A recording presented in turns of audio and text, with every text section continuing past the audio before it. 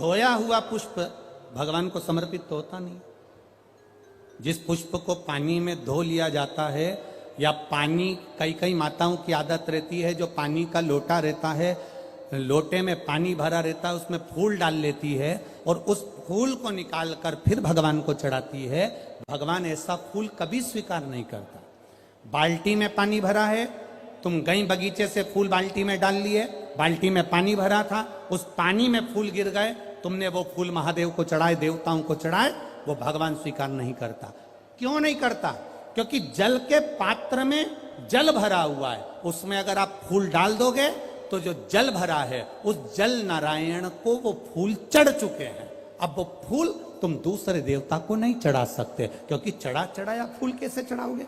तो हमारे यहाँ सनातन धर्म में धोया हुआ फूल, पात्र में जल भरा है और जल में पड़ा हुआ फूल भगवान को समर्पित नहीं होता। तो जैसे ही गुरु बाबा के सामने पुष्प आए और गुरु जी के हाथ में जैसे ही पुष्प आए तो वो फूल गीले थे।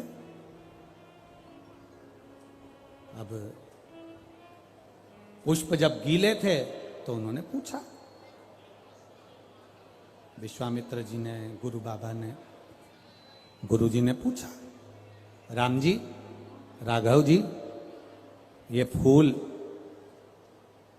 जो तुमने हमको दिए हैं, ये पुष्प जो तुमने हमको समर्पित किए हैं, ये पुष्प तो गीले हैं। राम जी ने कहा, प्रभु मालूम नहीं, हमने तो इनको धोया भी नहीं है, क्योंकि हम जानते हैं कि धोया हुआ पुष्प समर्पित नहीं होता। तो फिर ये गीले क्यों है?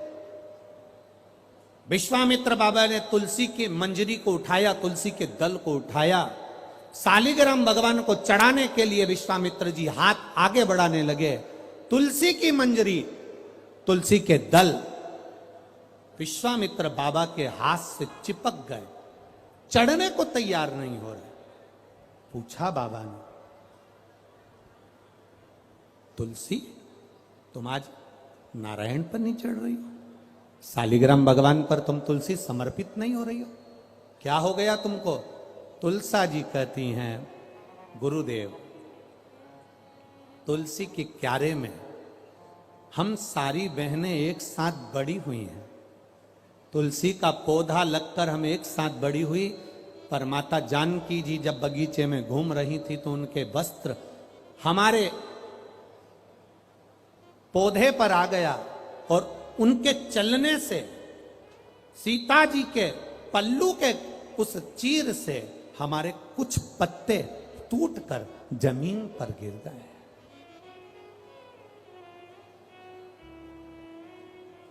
जब ये कुछ पत्ते जमीन पर गिर गए, इसलिए हमें रोना आ रहा है। यही कारण है कि हम आंख से आंसू बहा रहे हैं, यही कारण है कि हम रो रहे हैं। विश्वामित्र जी ने कहा कि राम जी, जाओ, जानकी जी से कहो कि जो तुलसी के पत्ते भूमि पर पड़े हैं उन पत्तों को वापस वृक्ष से, वापस डाली से जोड़े। जाओ जरा बोलो। जानकी जी, सूचना गई मां जानकी के पास, तुमने जो, तुम्हारे चीर से, तुम्हारे वस्त्र से जो तुलसी के पत्ते गिरे हैं उनको जोड़ा जाए। जानकी जी कहती, ये कभी नहीं हो सकता, ये भूतो ना भविष्यते। पत्ता टूटने के बाद जुड़ेगा कैसे? मुझे लेकर चलो गुरु बाबा के पास में। गुरु विश्वामित्र जी के चरणों में जानकी जी निवेदन कर रही हैं हाथ जोड़कर, बाबा गलती हो गई मुझसे, पर पत्ता नहीं जोड़ सकती मैं, पत्ता नहीं जोड़ सकती। बस वही दिन, हफ्ते में केवल एक दिन ऐसा होता है जो तुलसी के क्यारे से तुलसी के दल को नहीं उतारा जाता। ये वही दिन है, रविवार का दिन, केवल एक दिन, जिस दिन मां जानकी जी ने विश्वामित्र जी के चरणों को दंडवत कर कर कहा, गलती हो गई, क्षमा कर। विश्वामित्र बाबा ने उस दिन शालिग्राम बाबा पर तुलसी का दल नहीं चढ़ाया। हमारे आज भी वो दिन रविवार का आज तक गिना जाता है, इसलिए रविवार के दिन तुलसी का दल नहीं तोड़ा जाता, इसलिए तुलसी के दल को तोड़ते नहीं है। जो नीचे पड़ा था, जानकी जी के पल्लू से जो दल नीचे गिर गए थे, जो तुलसी के पत्ते नीचे गिर गए थे, बाबा ने राघव जी को भेजकर वो पत्ते बुलवाए और वो पत्ते, वो तुलसी के दल शालिग्राम भगवान पर चढ़ाए। इसलिए रविवार के दिन जो पत्ते गिरे रहते हैं, उन पत्तों को हम भगवान को समर्पित कर सकते हैं। 2 दिन पहले के, 8 दिन पहले के समर्पित कर सकते हैं, पर रविवार को तुलसी का दल नहीं तोड़ा जाता। ये इतना विशेष महत्व हमारे सनातन धर्म की पूजन पद्धति का है, इतना विशेष।